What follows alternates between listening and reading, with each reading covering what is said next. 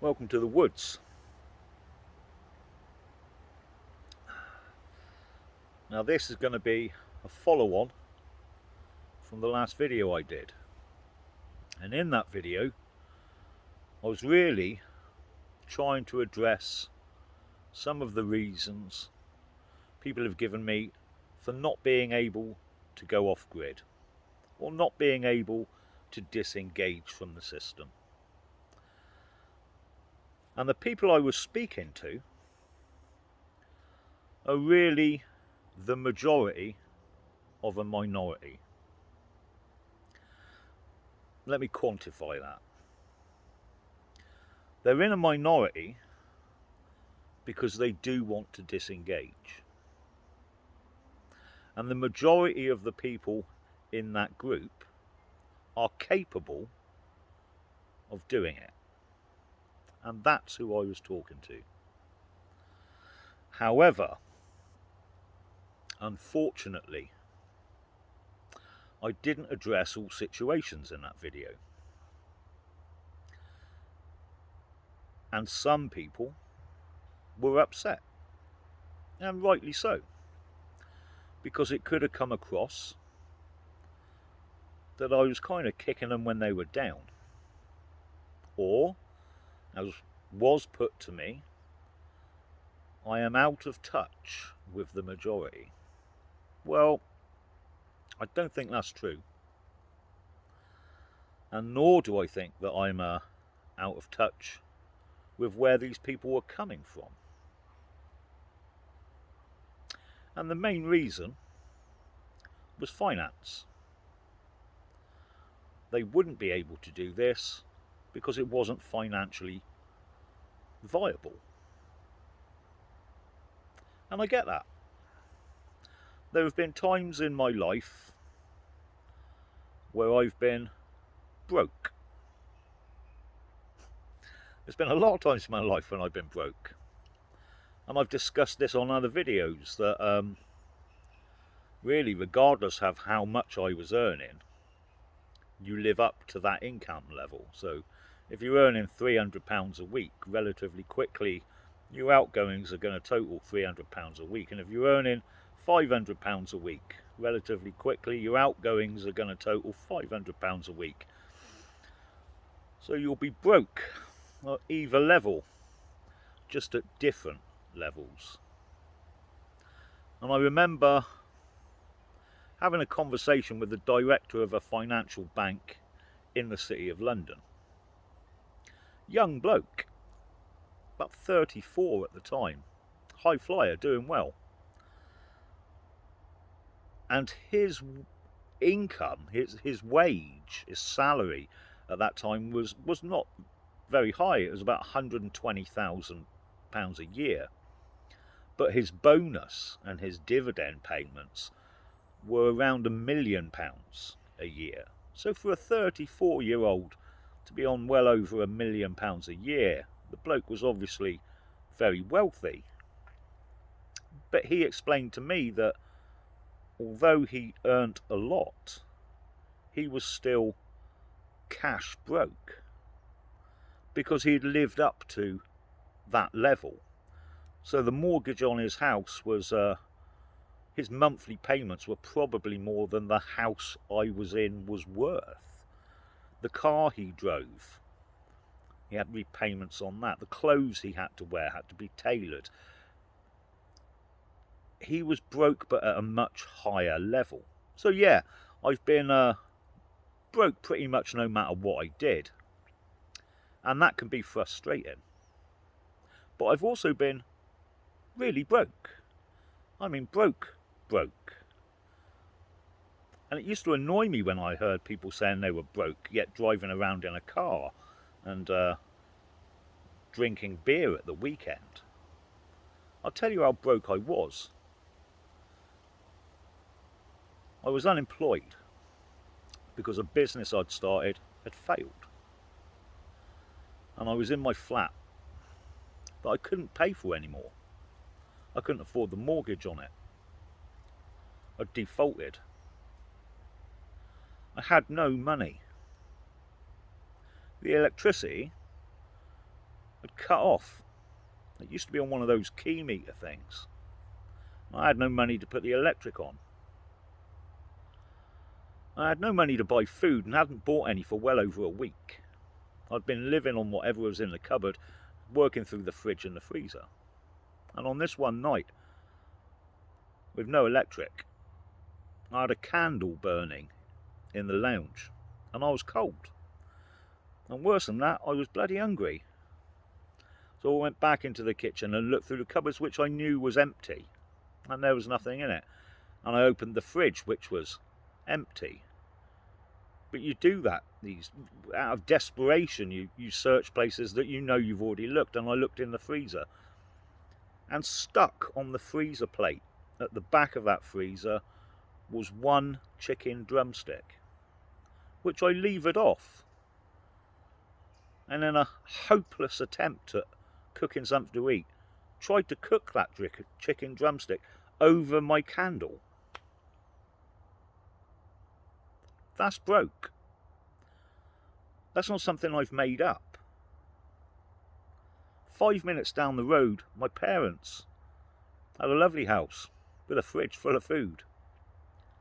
And the reason I wasn't there is because I didn't want them to know I was failing. But that's for another video. But I tell you that story because I want you to know that I've been broke. And not just that, I've also been in a position where I'm working 6, maybe 7 days a week. And then my money goes on my rent and my electric bill and my gas bill. And I've got to put petrol in the car so I can get to work. Then I've got to buy a little bit of food. And now I'm left with £10. And that's all I've got. And I lived like that for years.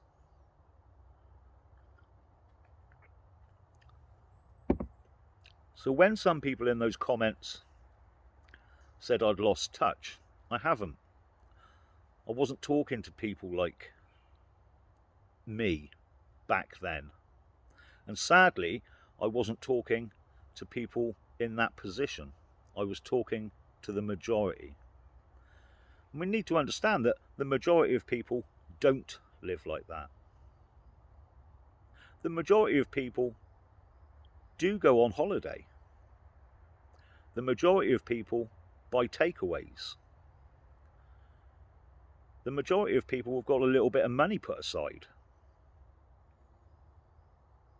And those were the people I was talking to. But what about the other ones? What about the people like me who were working 7 days a week and had nothing left at the end of it? Well, you're right. That's a shit position to be in. I remember being in that position. You feel like you're banging your head against a wall. And the system's designed to keep you there. To keep you at survival level. They don't want you getting any further. And there isn't anything I can do to change that. I can't change that for you. In exactly the same way that no one else could have changed that for me. I had to change it. And some of the ways I tried to change it didn't work. Be honest with you, a lot of the ways I tried to change it didn't work. I think I've started over 20 different businesses. Some of them worked for a while. Some of them never worked at all. But I didn't really stop. And when I got really broke, I'd have to go and take a job working for someone else. And I've done everything from clean toilets, labouring on building sites, which I didn't like. But I had to do it in order to live.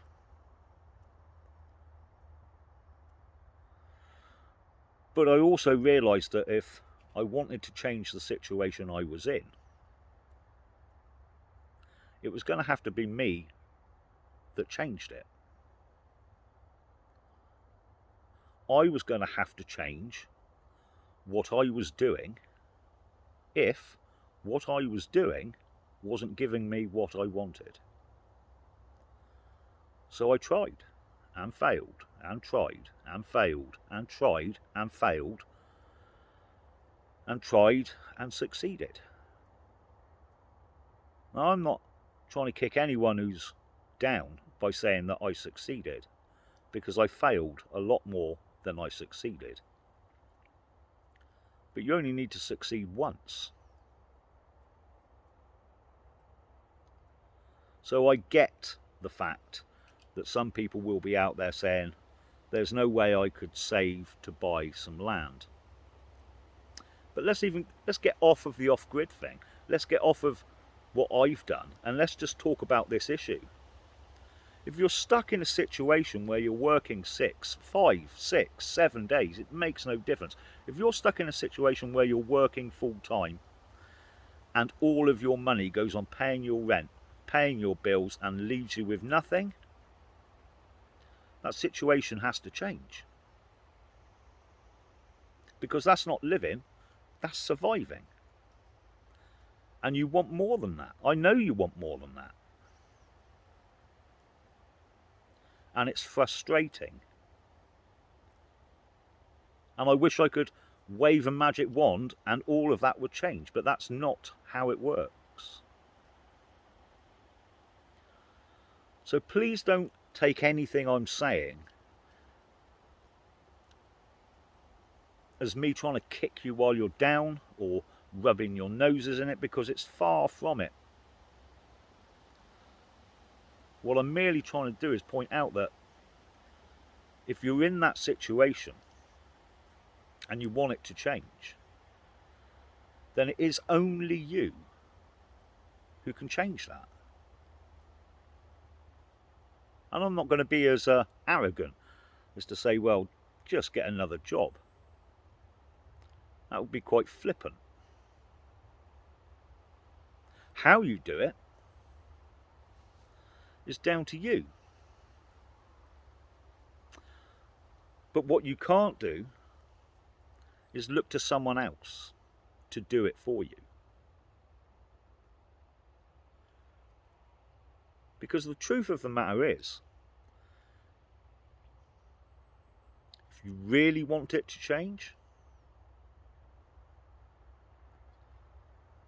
you'll change it. I did a video a while back called Wants and Needs. Go back and have a look at it. A lot of people say that they really want something. Oh, I really want that. I really want one of those. And that's a want. I really want a Bentley. I don't need one. And the chances are I'm not going to get one. But if I could turn that want into a need, if it's the last thing I think about when I go to bed at night, if it's the first thing I think about when I wake up, if it's what I research on the internet, if it's what I read about in books,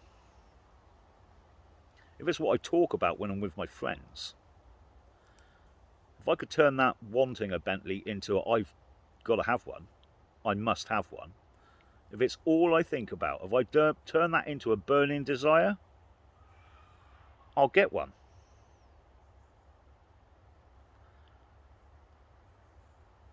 So it's not about just wanting. And I hear a lot of people say they want to change their circumstances, or they want this new item.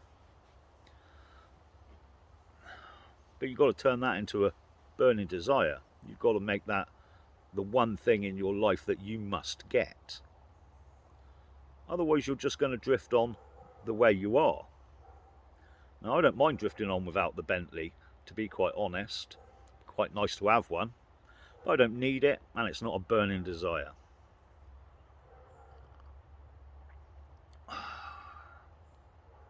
So this was going to be an apology And I hope that the people watching that were upset with my last video can understand that I've been down on my luck. I've been where you are, but I can't change that for you. And I'm not being unrealistic when I say that this is possible.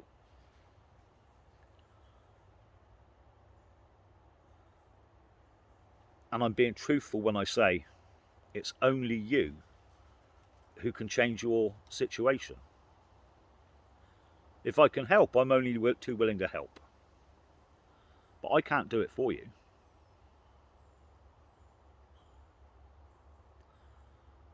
And I understand that sometimes it can be daunting. Starting a business is daunting, and there's risk involved, and it can fail.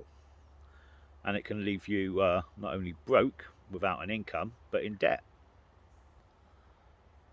And then you've got to start all over again. So there's pros and cons to everything. I'm going to keep this one short. I did want to apologise. My idea with the last video wasn't to upset anyone. And I hope I've put the record straight. See you all later, people.